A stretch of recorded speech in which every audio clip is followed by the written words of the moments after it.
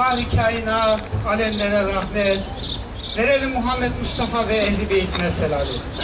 Yüce Allah'ın selamı ve rahmeti Muhammed Mustafa'ya, Ali Mürteza'ya ve onların evlatlarına olsun. Allah Allah. Yalancı dünyaya konuk göçenler, ne söylerler, ne bir haber verirler. Üzerinde türlü otlar bitenler, ne söylerler, ne bir haber verirler. Kimisinin üstünde biter otlar, kimi masum, kimi güzel yiğitler, ne söylerler, ne bir haber verirler. Toprağa gark olmuş nazik tenleri, söylemeden kalmış tatlı dilleri. Gelin duadan ayırmayın bunları, ne söylerler, ne bir haber verirler. Derviş Yunus, gör takdirin işleri, dökülmüştür kiprikleri kaşları. Başları ucunda hece taşları, ne söylerler, ne bir haber verirler. Sevgili canlar, can cana, gönül gönüle geldik, halka olduk, hakka yürüyen canın etrafında. Döndük, pervane olduk, durduk hakkın divanına, sığındık hakkın rahmetine, merhametine ve inayetine. Sevgili canlar, her can ölümü tadacaktır, her şey aslına geri dönecektir. Kaderimiz ve yazgımız hakkın emriyledir. Yüce Allah'ın emri ve muradı budur. Yüce Allah sırrı kün tükenzini şöyle açıklar ki, ben bilinmez bir hazineydim. Ama bilinmek istedim, görünmek istedim. Kendi güzelliğimi seyretmek istedim. Bu nedenle Adem'i yarattım. Adem'in bedenini topraktan yarattım ama kendi ruhumdan Adem'e ruh verdim. Kendimi Adem'de gördüm. Kendi güzelliğimi Adem'de seyrettim.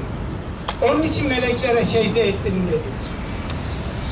Eğer şey aslına dönecekse ten turaba, yani beden toprağa dönecek ama ruh da o kopup geldiği Rabbine geri dönecektir. Bu nedenle bizde ölüm söz konusu değildir.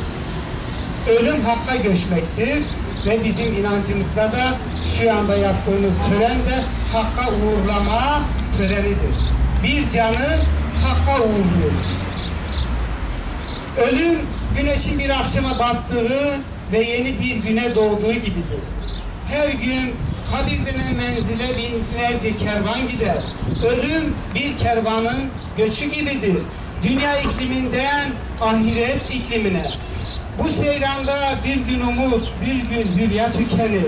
Bu menzilde bir gün uyku, bir gün rüya tükenir. Her saat dünyaya sarılmak niye?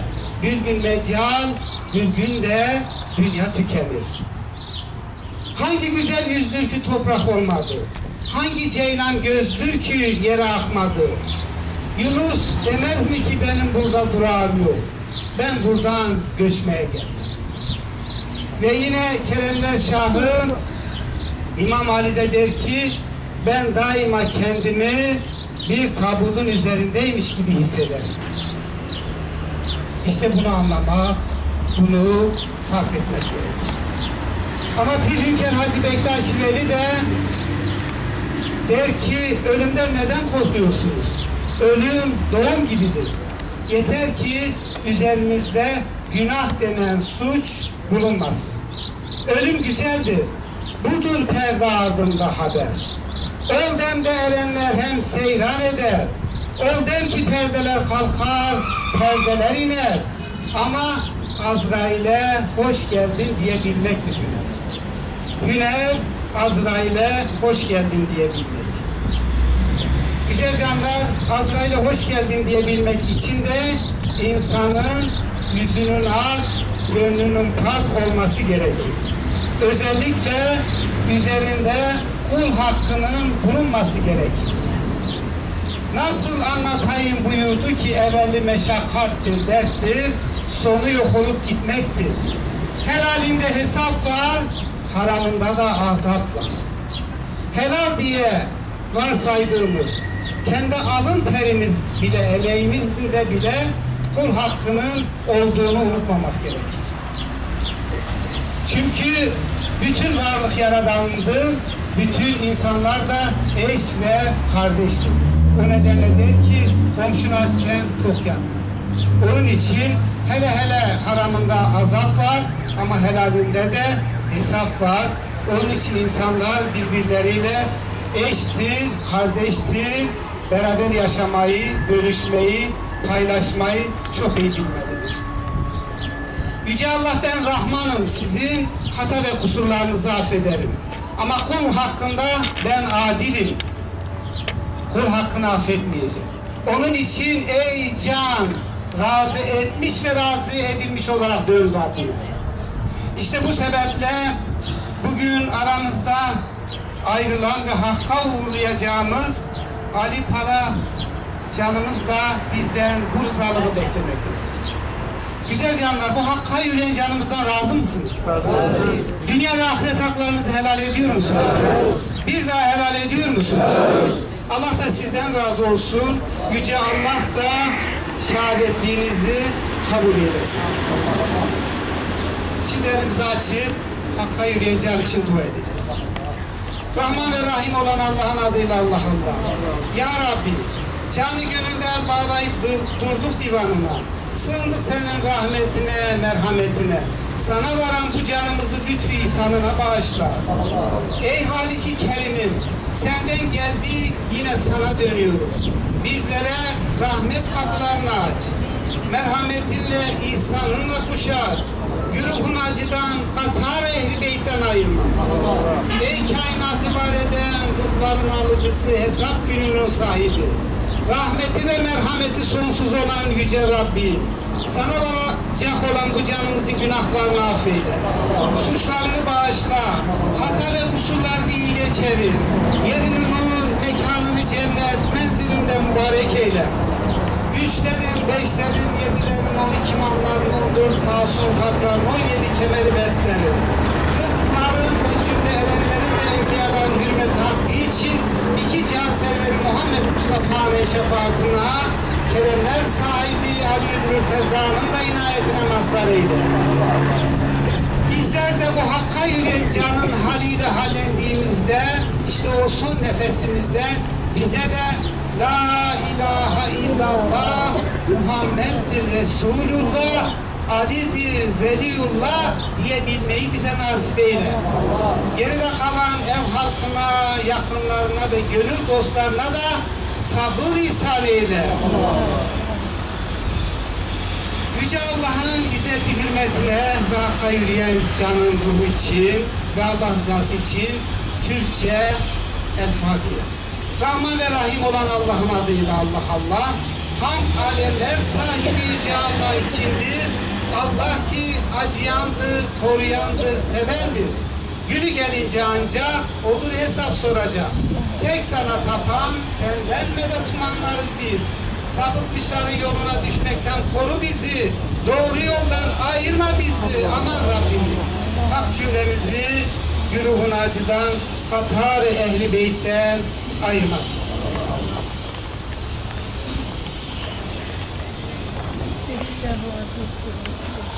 Pardon.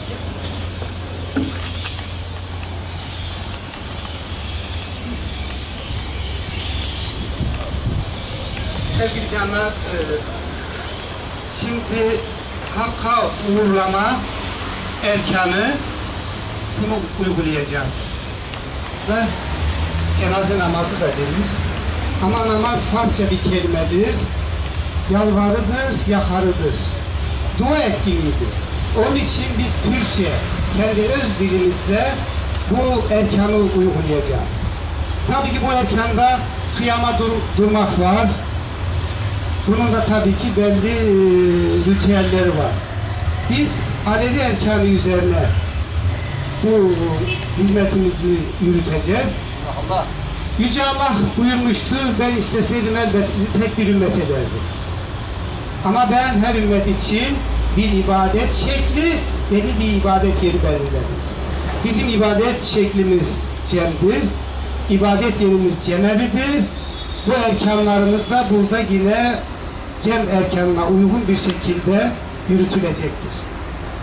Dualarımızı Türkçe yapacağız. Tekbirlerimizi Türkçe alacağız. Selamlarımızı Türkçe alacağız. Kıyamımızı dahi Türkçe yapacağız. Bir Hünkar Ali Bektaşi Veli, lisanını bilmediğiniz bir duayı kabul etmeyiniz. Çünkü nerede Allah Allah diyeceğini bilemezsiniz, nerede amin diyeceğinizi bilemezsiniz. Bir insanın kendi öz diliyle ibadet etmesi onun kulluk hakkıdır. Onun için biz erkanımızı Türkçe yapacağız. Birinci tekbirde Subhaneke ve bihamdike ve tebareke, bu Arapçasıdır ama biz Türkçesini söyleyeceğiz.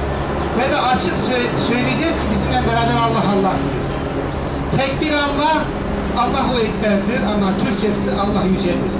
Selamlamalarımız da öyledir. Selamlamalarımızda Esselamun Aleyküm ve Rahmetullah sağa, ama biz Allah'ın selamı ve rahmeti üzerinize olsun, Allah'ın selamı ve rahmeti üzerine olsun diye sola selam vereceğiz. Kıyamımızı da bu şekilde alacağız.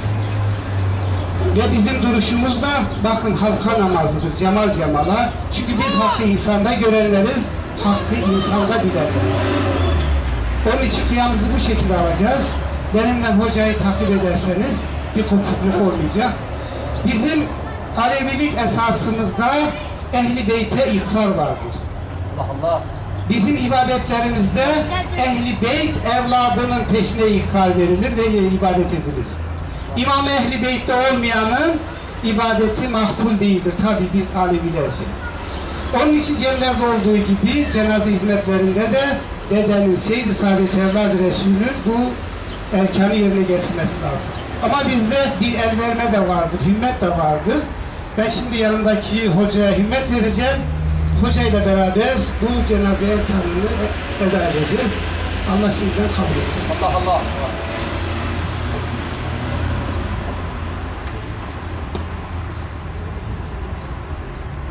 Esirgeyen ve bağışlayan Allah'ın adıyla.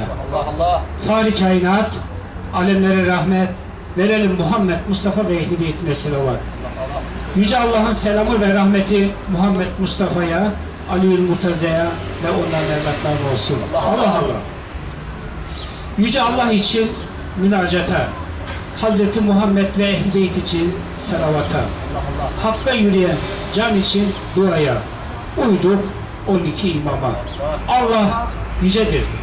Allah'ım, sana inanır ve iman ederiz ki senden başka Tanrı yoktur. Allah yücedir. Allah'ım, İbrahim ve İbrahim evladına rahmet ettiğin gibi Muhammed ve Muhammed evladına rahmet et. Şüphesiz sen rahmet sahibi yücesin. Allah'ım, İbrahim ve İbrahim evladına bereket verdiğin gibi Muhammed ve Muhammed evladına bereket ver. Şüphesiz sen kerem sahibi yücesin. Allah yücedir. Allah'ım, bu hakka yürüyen can senin kulundur. Muhammed Mustafa'nın ümmetidir. Keremler Şahı Ali ve Ali evladının talibidir. Binbir ismin hürmetine. Yerini nur, mekanı cennet, menzilini mübarek eyle. Allah yücedir. Yüce Allah'ın selamı ve rahmeti üzerinize olsun.